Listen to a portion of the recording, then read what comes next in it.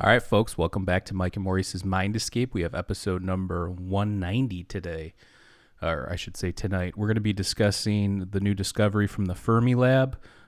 Did they possibly discover a new force of nature? But before we get started, head on over to our Patreon at patreon.com/mindescapepodcast. For just $2 a month, you'll get exclusive guest episodes and segments. There's a ton of stuff on there. I'm going to keep saying this every episode we do. But if you're not a Patreon member, for just $2 a month, if you listen to our podcast, you get a whole catalog of other episodes and segments and stuff that's not on our YouTube channel or anything else. So head on over there, check it out. And we're probably going to be doing another fan chat here probably in the next week or so. So check that out as well. If you haven't been over to our Discord channel, head on over there. And last but not least, head on over to indrasweb.org. It is live. This is the platform that we created to have these kinds of conversations on, whether we're talking about mysteries of the universe, ancient civilizations, you name it, anything. If you have like a theory or a speculation or a hypothesis, head on over there. That's where that discussion's happening. So what's going on, Maurice? How are you? I'm doing well. How are you? I'm good. It's been an interesting couple days here in the news. We're actually going to do two shorter live streams tonight. The first one we're going to be discussing here, which is on the Fermilab Discovery, and then we'll do one after on the recent UAP photos that George Knapp released. So that's going to be kind of interesting. So let's start with the new discovery. So Fermilab is one of these particle colliders.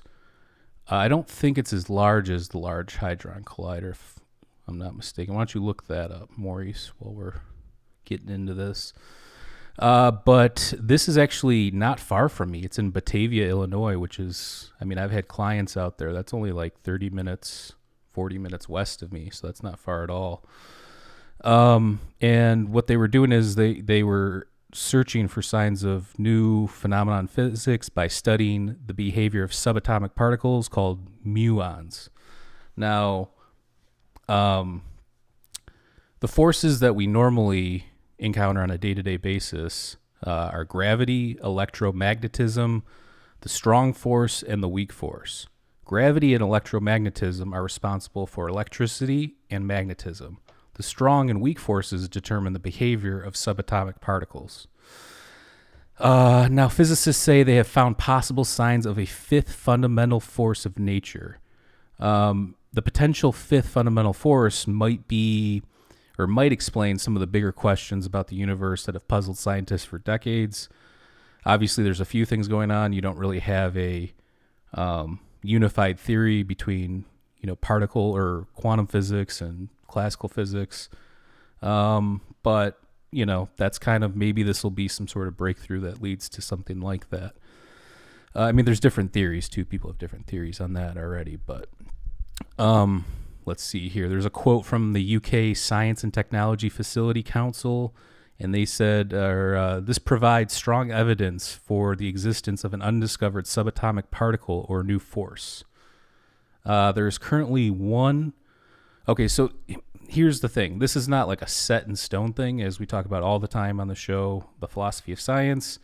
Nothing's ever really set in stone. It just evolves, or we get more data, or it evolves into something else. So it's just like this ever-evolving picture, kind of. So there is a 1 in 40,000 chance that the result could have been a statistical fluke. So statistics like equating this to a statistic level of confidence described as 4.1 sigma, a high level of 5 sigma, or a level of 5 sigma, or out of 5 sigma, excuse me. So that equates to a 1 in 3.5 million chance of the observation being a coincidence. So that's, that sounds pretty good in terms of it being what they think it is.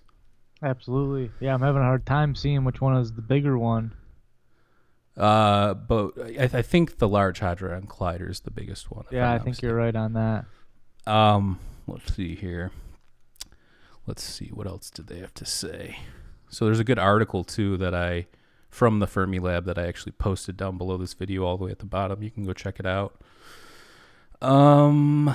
Okay, so it says the results from the Muon G-2 experiment at the U.S. Department of Energy's Fermi National Accelerator Laboratory shows fundamental particles called muons behaving in a way that is not predicted by scientists' best theory or the standard model of particle physics. The result of the experiment made with I can't even read. The unprecedented precision confirmed a discrepancy that has puzzled researchers for decades. So we'll talk about this in a minute, but there was, what was it? Is it Brookhaven? There's another, they found out about this a while back, but it was just kind of like not confirmed or something along those lines. Let me see here. Mm-hmm.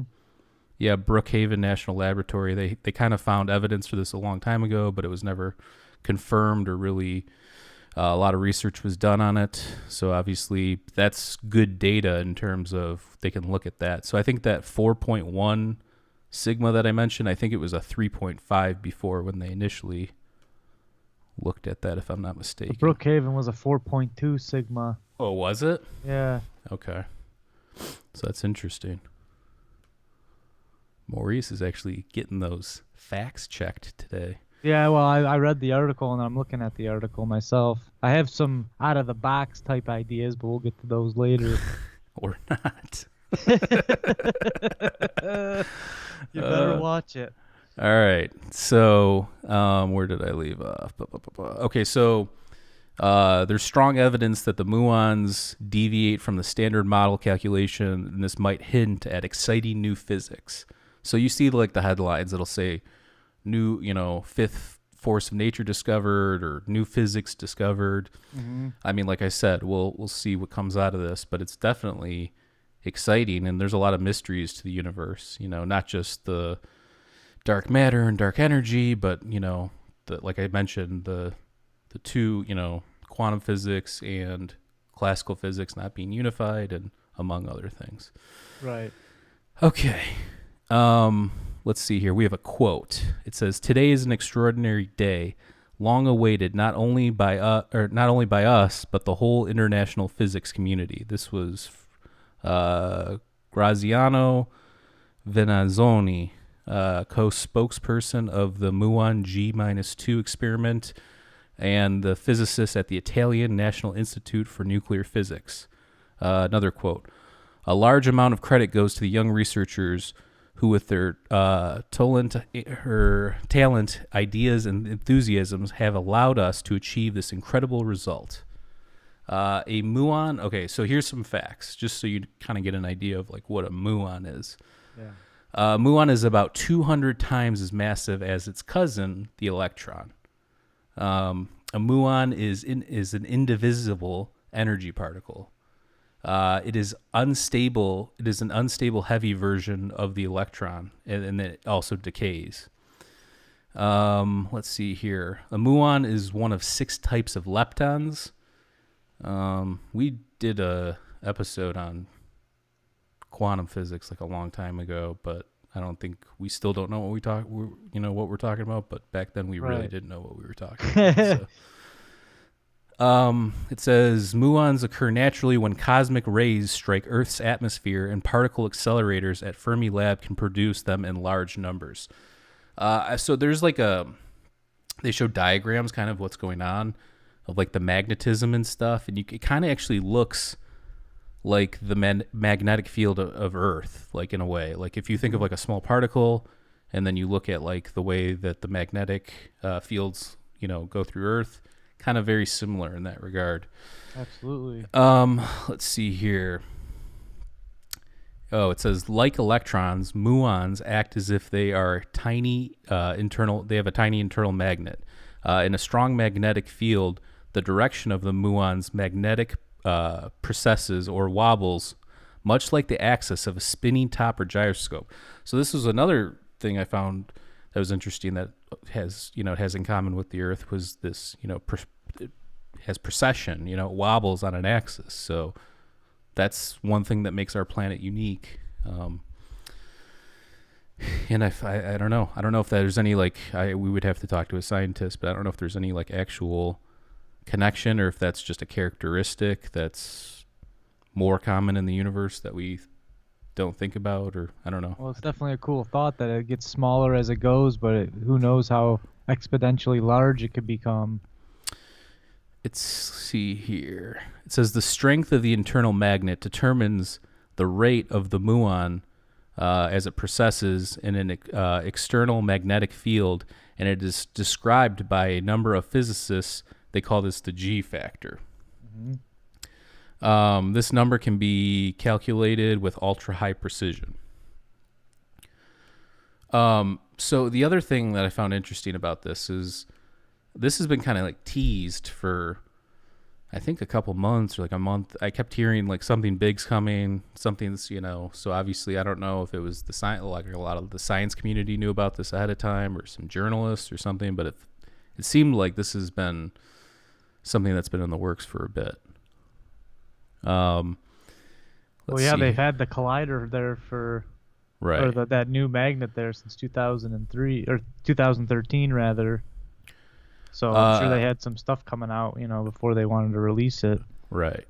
It says the standard model predicts the so-called anomalous magnetic movement is extremely, or it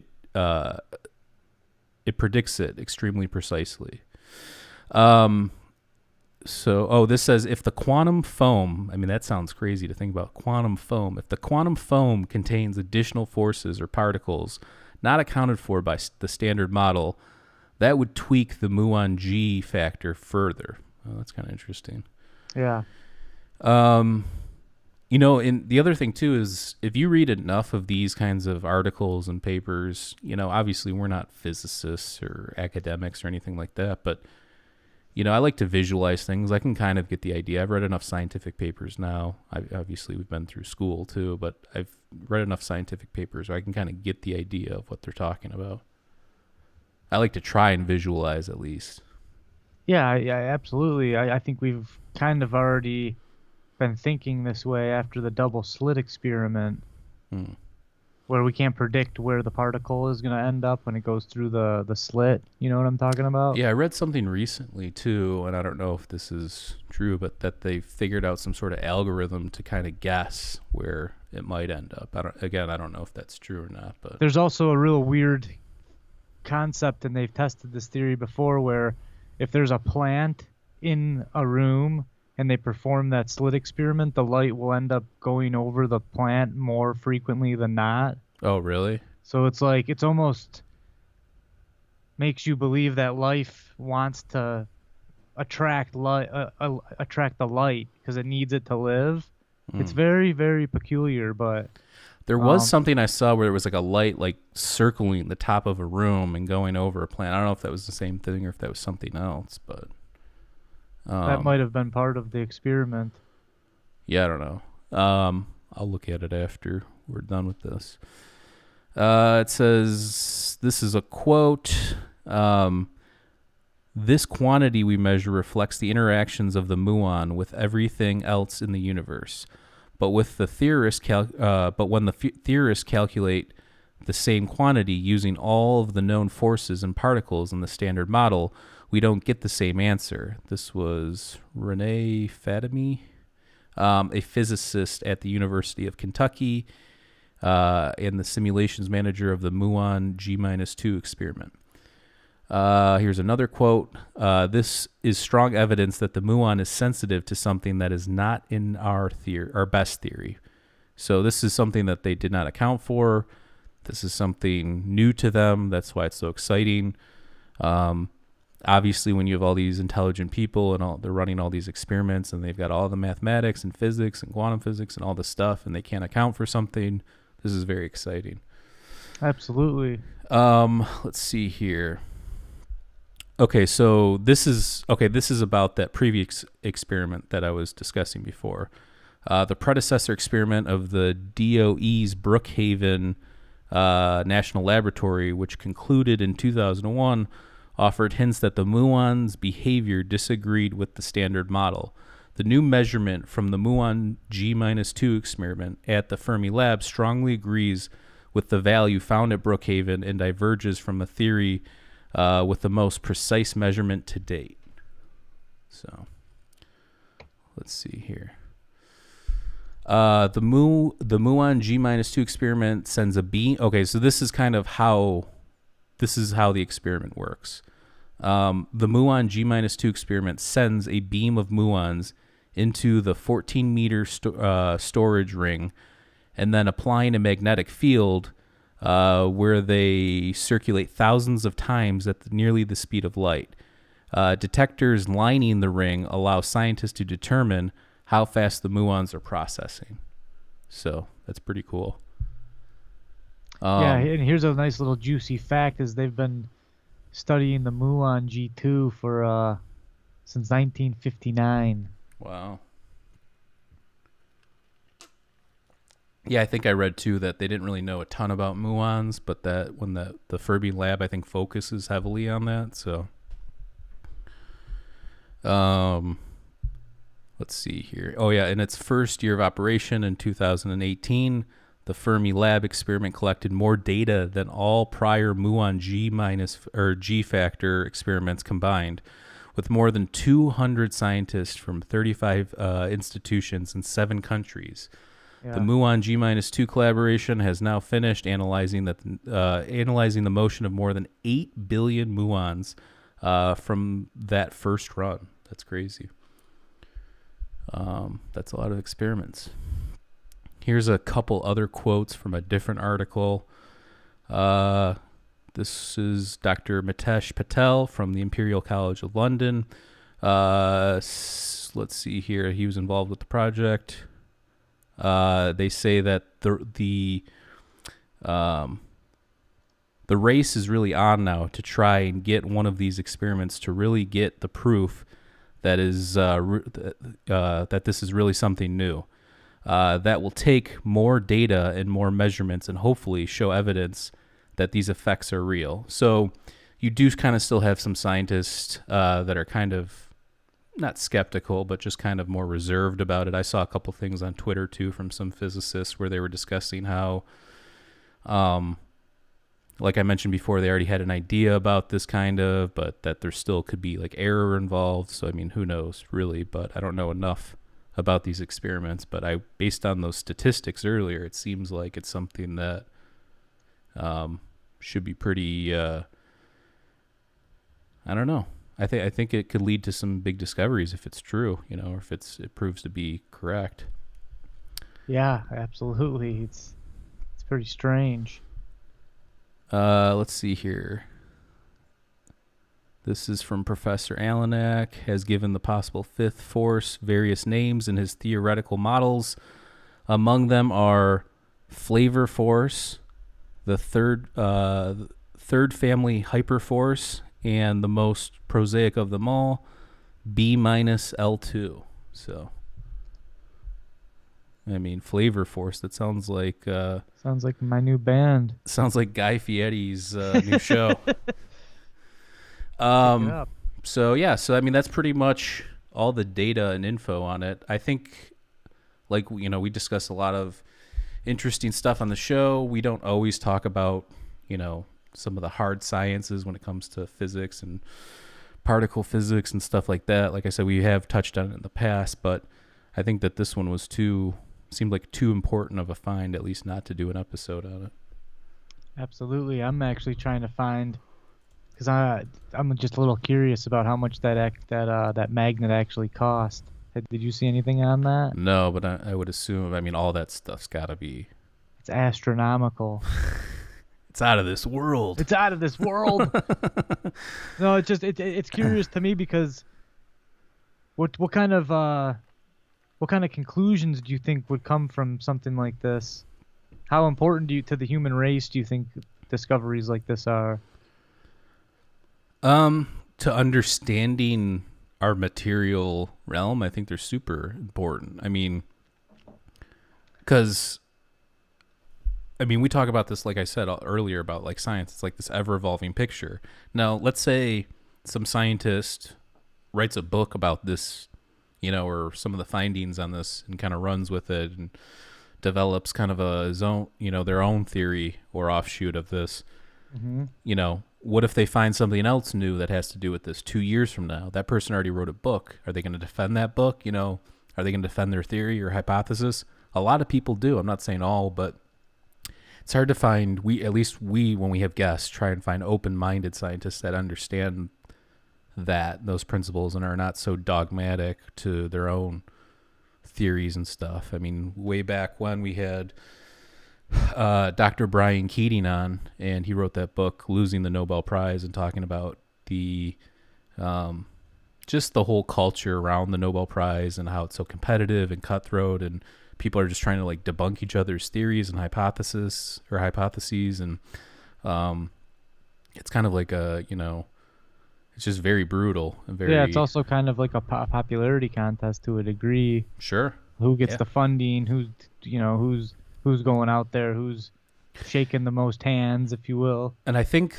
when it comes to that kind of a thing too, who gets the most funding, a lot of the times has to do with how productive could that be for creating products or, the latest technology in this field or that field. I think that's where those people are being funded by is these interests of like, how can this affect our material realm, as opposed to like what is this going to answer in terms of the bigger picture kind of a thing. So I'm not saying that doesn't happen too, but it seems like the funding goes towards things that are could be used in more of a day-to-day fashion. So when I was watching that video with it's embedded in that article, they were talking about how these particles can just like appear out of nowhere. Yeah, that might have to do with that. I don't know. What did it say? Particle foam or something like that? Is that, because I'm trying to think. Well, I mean, you have like, for like quantum physics and like quantum theory, you have like Sean Carroll discuss this all the time, where these particles, it's almost like, think of it as like more of like a cloud, and it's not so much that they're just appearing, they're just, they appear in different places, and all of that stuff I guess is dependent on the observer too, obviously. Oh yeah, I was gonna say, when you observe it yeah, when you measure it, it changes. So like you mentioned the double slit experiment earlier, and now you can get crazy with it. You can get super woo-woo. A lot of people do. Lately, I've been trying to look at these things from more of just of like an epistemological view. Like, how do we know what we know? And then come up with my own ideas based on that. And just kind of, looking at the science, look at some of the alternative stuff, and kind of deduct my own theories and thoughts on it.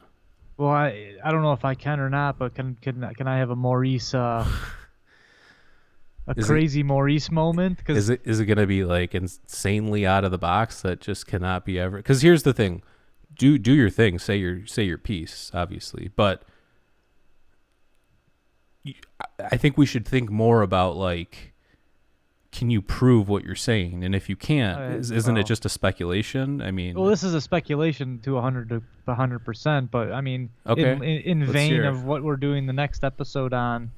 So we know that particles can come in and out of our consciousness, correct? Do you think that's rooted in scientific fact? Is it in and out of our consciousness though, or are we just? It's in and out of our observable. Everything is filtered through our consciousness. I Right. mean, we can't measure anything without our consciousness. It's literally the most important thing, the only thing that we interface with the world, through. It's like I said, we are the observer, excuse me. Yeah, and I agree with that. Okay, so say your piece. Well, I'm obviously going on a massive limb here, but if you were some kind of super intelligent race, which we may become at one point, don't you think that you would be able to manipulate that, where you could pop in and out? So you're saying like in terms of like extraterrestrial life, or if we become so advanced that, let's say, we get off Earth and we understand physics and quantum physics to a whole nother degree. Exactly. You're saying, yeah, I mean, look, that's metaphysics. That's things that are out of the purview. That's why we did that whole last episode of metaphysics. That's what that is. Metaphysics is like conjecture and speculation based on things that we know regarding things that are unknown. So let's take what we know and apply it to things that we don't know and kind of speculate. That's pretty much what metaphysics is, and that's why, I mean, what you're saying doesn't sound that crazy, you know, like if you know, if a basis of a particle can do it, then what's to say that a massive collection of particles couldn't achieve that yeah, same who were we function? talking to? I think it was Andrew Tischler, and we were talking about, like, this was a while back. We were talking about like simulation theory and like the double slit experiment and stuff. Yeah. And we were talking about like how large can something be and still have that same effect, you know, like can it be on the macro level as opposed to the, you know, the micro level or the fundamental particle level? You know, that's a good question. I don't know. Maybe there's experiments out there. I've actually never really looked into it, but I mean, if it can happen on a larger scale or a macro level, I don't see why what you're saying couldn't be possible. But then the other option is that there's just some blind spot in our understanding. Somebody mentioned, can consciousness be measured? Not by yourself. I mean, that's the weird thing about that. We might never know what it is because we can't really get outside of our consciousness. You know what I'm saying?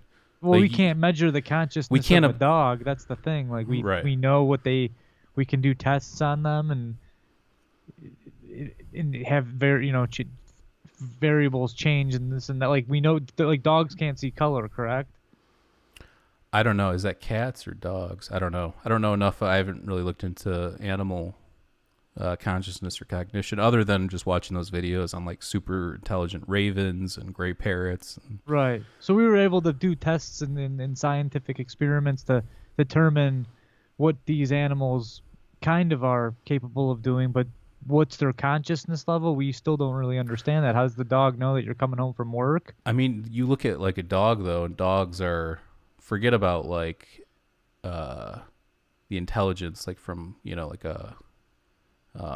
they're more of like emotionally intelligent, if you ask me. Like they're more, that they call it like, you know, man's best friend for a reason, because dogs are super, you know, they understand human beings on like an emotional level. Yeah, and maybe that's from, obviously we took a wolf and domesticated this thing over, you know, thousands of years by feeding it, and then it became loyal to us, and maybe that's kind of bred within its Yeah, I think psyche. that they talk about like with wolves that we were giving them scraps from like, you know, hunts and kills and stuff, and then over time it just slowly became kind of like a mutual relationship. Well, it actually turned it from being self-sufficient to fully relying on us, and then therefore it knew that it needed us, and then it wouldn't attack. Right. Like if you go out in the woods and you see a wolf, it'll attack because it's self-sufficient. But you know, all the dogs that we have tamed. Yeah, I was watching a documentary on wolves. I think that stuff's interesting. Crazy. They would attack you, but I think that they more scope you out first. You know, they'll kind of linger around and see what's going on. They're super intelligent. I mean, think about like an intelligent dog that's also, you know, a predator. It's, you know. So. But it's like my buddy had a boxer, and this thing, I could put my hand into its mouth. I would, if it saw a stranger, it would lock onto his arm like a neck bone and wouldn't give up. But for me, I could put my, because he knew who I was, and he would protect the 5 people that it was super comfortable with. Yeah, it's crazy that it knows like who you are, and then a stranger would fully on bite. I think it has to do with that, like a knowing kind of a thing. But I think they also, like I said, they're emotionally intelligent. They can sense things like what kind of person you are. You know, like I know animals are obviously super curious too. So, but yeah. So back to the particle stuff. I think this will be interesting to see what happens going forward with this. Is this going to unlock more particle, you know, new theories, new discoveries? Is it going to, you know, maybe they find out that, you know, maybe this new physics or whatever, the new force of nature will propel us, you know, in other regards with space travel and different things. So. I mean, if you could get to Mars in like a half or a third of the time, I mean, that's huge. Yeah, so. Elon. So yeah, so interesting stuff. we're gonna keep this one short because we're gonna do another one on two very different topics. If you're watching this, we don't just talk about hard science stuff. We also talk about metaphysical and metaphysical things and metaphysics. There was recently some new pictures released regarding pilots' pictures of unidentified aerial phenomena. So we're going to be discussing that in the new live stream we'll be doing here in a few minutes after we cut out of this. And next week we will be back with some more guests. We're working on a few things. On Monday we will have Anthony Tyler back on to discuss metaphysics and some different other topics that we haven't really discussed with him yet. And yeah, that's pretty much it. So we appreciate everybody watching. We love everybody. Stay safe out there. Oh, let me plug it one more time. If you have not already, head on over to our Patreon at patreon.com/MindEscapePodcast. For just $2 a month, you'll get exclusive guest episodes and segments. We also have a fan chat and some other stuff on there. If you like the stuff we discuss on this podcast, metaphysics, ancient civilizations, psychedelics, science, all different kinds of things having to do with the mind, check us out on there. And head on over to our Discord as well. We have a Discord channel that's pretty active and fun. And one more time, if you have not already, head on over to indrasweb.org. This is the social media platform we created to connect open minds. So if you like talking about this kind of stuff and speculating, theorizing, and hypothesizing, it's the perfect place to do it. And anything else you want to add before we cut out here and do the next one? No, sir. All right. We love everybody. Stay safe out there, and we will catch you next time. Peace.